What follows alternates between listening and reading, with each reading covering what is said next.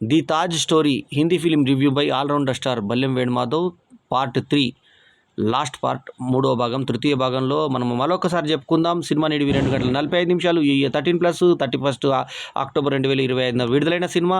So Paresh Rawal, Zakir Hussain పోటీ పడి నటించిన ఈ సినిమాలో అమృత కాన్విల్కర్, నమిత్ దాస్లు నటించారు. తుషార్ అమ్రీష్ గోయల్ ఈ సినిమాకి స్క్రీన్ ప్లే డైరెక్షన్ చేశాడు. సురేష్ జా నిర్మాత కాగా రోహిత్ శర్మ మ్యూజిక్ చేయగా ఈ సినిమా ఎలా ఉంది అనేది మనం 2 భాగాల్లో చర్చించుకున్నాం. ఇంకా ఈ సినిమాలో యోగేష్ భట్ అనే వ్యక్తిని సాక్ష్యంగా తీసుకొచ్చి ఈ తాజ్మహల్ని షాజహాన్ కట్టలేదు, దానికి ఏదో ప్లాస్టరింగ్ మీదకి దాన్ని పై పూతలు చేశారని నిరూపించడానికి తీసుకొస్తే అతన్ని కిడ్నాప్ చేయడానికి ట్రై చేసినప్పుడు బ్రిడ్జ్ భూషణ్ అనే ఒక పోలీస్ అధికారిని పెట్టుకొని, ఉత్తరాఖండ్ నుంచి వచ్చినటువంటి పోలీస్ అధికారిని పెట్టుకొని అతన్ని కిడ్నాప్ చేయించి ఒరిజినల్ యోగేష్ భట్ని ప్రజెంట్ చేసిన తీరు ఆకట్టుకుంటుంది మనల్ని. అట్లాగే నామాలు అంటే ఎవరైతే లెటర్స్ రాస్తారో ఆ లెటర్స్ని పట్టుకొని సాక్ష్యంగా తీసుకొస్తే ఈ లెటర్స్లో రాళ్ళు తేవడం మట్టుకే ఉంది, రాళ్ళు దేని కొరకు తెచ్చారనేది దేని గురించి లేదు అని. అసలు యాక్చువల్ ఏంటంటే షాజహాన్ ఈమెని పెళ్లి చేసుకున్న తర్వాత ఈమె చనిపోయే ముందు కడుపులోంచి ఒక బాబు ఏడుపు వినపడిందంట. ఏడుపు వినపడితే తను త్వరలో చచ్చిపోతానని చెప్పి తన చావుకు ఈ రకంగా నాకు చచ్చిపోతే సమాధి కట్టమని చెప్పి అన్నదంట. అసలు యాక్చువల్లీ ముస్లిమ్స్ సిస్టమ్ ప్రకారంగా సమాధుల మీద కట్టేది అనేది విరుద్ధం అని, అయినా కానీ ఎలా కట్టాడు.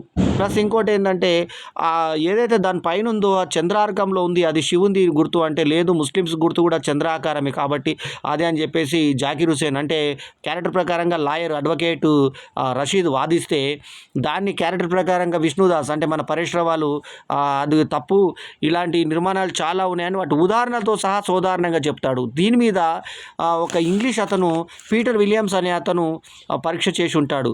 సో వాళ్ళందరినీ తీసుకొని వచ్చి వాళ్ళ కొడుకులు పిల్లలు ఎవరైతే ఉన్నారో వాళ్ళ వారసత్వం వాళ్ళ నుంచి కూడా పీటర్ విలియమ్స్ వారసులు ఆ మిగతా వాళ్ళ వారసులందరినీ విదేశాస్తుల నుంచి సేకరించి మనకు ఎవరైతే మాన్సింగ్ నుంచి తీసుకున్నటువంటి జైసింగ్ కుమారుడి దగ్గర తీసుకున్న ఈ ఆలయంకి తేజమాల అనే ఆలయానికి కొన్ని తుది మెరుగులు దిద్ది ఈ రకంగా చేశారు. తర్వాత 2 కబర్లు కనబడతాయి, 2 దగ్గర ఎలా ఉంది రాణి సాయిబా అని చెప్పేసి చెప్తారు. సో ఆగ్రాలో ఎంతో ప్రసిద్ధి చెందినటువంటి స్వీట్స్, పాత స్వీట్స్, తర్వాత పేత గుర్తుకొస్తుంది మనకి, ఆ తర్వాత తాజ్మహల్ గుర్తుకొస్తుంది. అయితే దీనికి టూరిజం అట్రాక్ట్ చేసేటువంటి ఇంత ఇంపార్టెంట్ మన దేశానికి కొన్ని కోట్ల రూపాయల ఆదాయాన్ని తీసుకొచ్చే దాని మీద ఇట్లాంటిది కనుక తీసుకొస్తే అది రాంగ్ అవుతుందని జాకీర్ హుసేన్ అంటే అడ్వకేట్ రషీద్ వాదిస్తే ఏం తప్పు కాదు, నిజాన్ని తెలుసుకోవడానికి నిర్భయంగా తెలుసుకోవడానికి అని చెప్పి చివరాఖరికి సుప్రీంకోర్టు తీర్పు ఏం జరిగిందనే దాన్ని మనకు సస్పెన్స్గా పెట్టి తర్వాత అంతకుముందు ఎవరెవరు పిటిషన్లు వేశారో అన్ని కొట్టివేశారు. ఇది అడ్మిట్ అయింది. అడ్మిట్ అయిన కేసు గురించి మాట్లాడతారు. లాస్ట్కి ఎవరైతే కేసు చేయనని పారిపోయి కుక్కను చంపేస్తే భయపడేటువంటి లాయర్ కూడా వెనక నుంచి వచ్చి సపోర్ట్ చేసి సాక్షులను ఇప్పిస్తాడు. మొత్తానికి ఎంత ప్రత్యక్ష సాక్షులను తీసుకొచ్చి మాట్లాడించిన తర్వాత ఆ కోర్టు ఏదైతే నిర్ణయం తీసుకుంటుందో ఆ నిర్ణయం ఏమంటుందంటే షాజహాన్ చేశాడా లేదా అన్నది ఇక్కడ తేలాల్సిన ప్రశ్న. సో దానికి సంబంధించినటువంటి మిగతా ఇంటరాగేషన్ అంతా చేయవలసిందిగా సిఫారసు చేస్తున్నామని చెప్తాడు. సో ఇదంతా కాదు, ఆ రాయిని తీసుకొచ్చి ఒక చెక్కను తీసుకొచ్చి దాంట్లోకి వెళ్ళి ఓ ముక్కను మన ఏదైతే ఒక టెస్ట్ చేస్తారో దాని ఏజ్ తెలుస్తుంది. ఆ ఏజ్ చేసేటువంటి టెస్ట్ని చేసి అని కార్బన్ టెస్ట్ చేయమని చెప్పేసి కోర్టులో వాదిస్తాడు.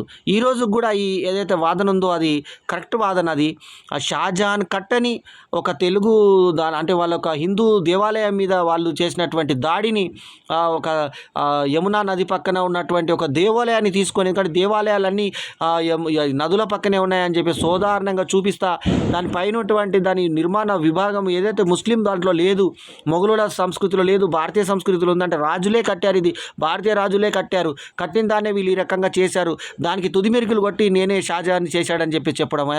తర్వాత 12 సంవత్సరాలు నడిచిందని కొందరు, 8 సంవత్సరాలు నడిచిందని కొందరు, 16 సంవత్సరాలు నడిచిందని కొందరు చరిత్ర అంతా వక్రీకరించిన చరిత్రని పాఠ్యాంశాల్లో పెడుతున్నారు. షాజహాన్ గొప్పవాడు, అక్బర్ గొప్పవాడు, తర్వాత దుర్మార్గుడైనటువంటి ఔరంగజేబు కూడా ఎంతో చతురత ఉన్నటువంటి శక్తిశాలు మంత్రుడు అని చెప్పి పిల్లలకు నేర్పించేటువంటి పాఠ్యాంశాల మీద కూడా ఆ సార్ని ఆ ఎడ్యుకేషన్ సిస్టమ్ని ఆ తర్వాత ఆ టీచర్లను కూడా నిలబెట్టి కడిగేసినటువంటి పరేష్ రావల్ తీరు చాలా అద్భుతంగా ఉంటుంది. చాలా ఒక హిందూ విద్వేషాలు కనుక మత విద్వేషాలు వస్తాయేమో అన్న ఉద్దేశంతో కొన్ని రోజులు సెన్సార్కి ఇదైనా కూడా లాస్ట్కి చివరాఖరికి ఏం చూపించకుండా ఆ లాస్ట్ జరిగినటువంటి కోర్టు కేసుల వివరాలన్నీ చూపుతూ ఎండ్ చేయడం బాగుంది. సినిమాకు నేను ఇస్తున్నటువంటి రేటింగ్ 4/5. తక్కువ సినిమాలు ఇలాంటి మంచి సినిమాలు వస్తాయి. ఈ మంచి సినిమాలు వచ్చినప్పుడు ఆదరించండి. చాలా మంచి సినిమా ఇది.